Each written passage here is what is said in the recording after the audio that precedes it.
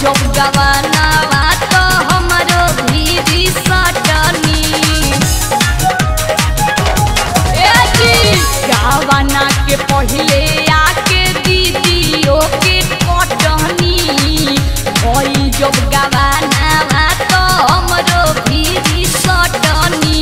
देखी के मोर समान राउर बदलली मान काटले नीजी जाजी और काटले नीजी जाजी कीमती मोर समान काटले नीजी जाजी कीमती मोर समान काटले नीजी जाजी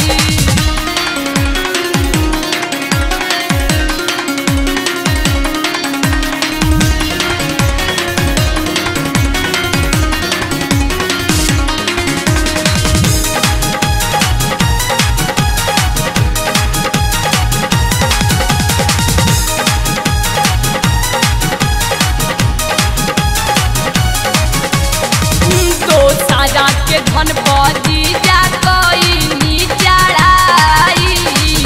जान जाई दिदिया राउर होई पिटाई तो सारा के धन बजी जा कोई नी चढ़ाई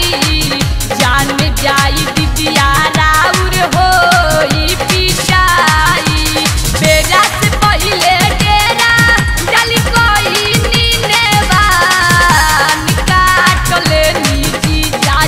हरी काटले नीजी जाजी कीमती मोर समान काटले नीजी जाजी कीमती मोर समान काटले नीजी जाजी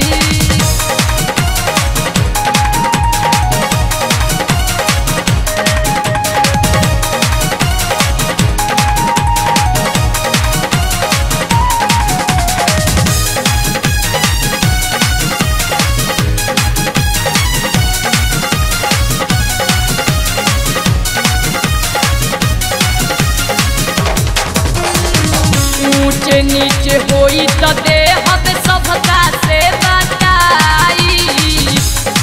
जाय शोक के ई कइल ह कमाई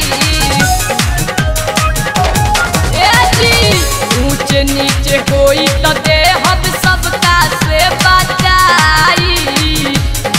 जाय शोक के ई कइल ह कमाई परी हमरो के राखे के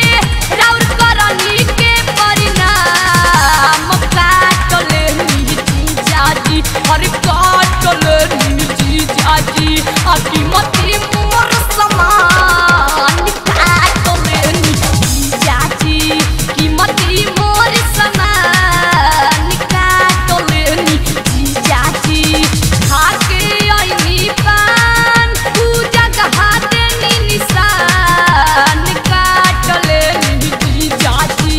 खाके आईनी पान पूजा गहाते निशान काटले नीजी जाजी अरे काटले नीजी जाजी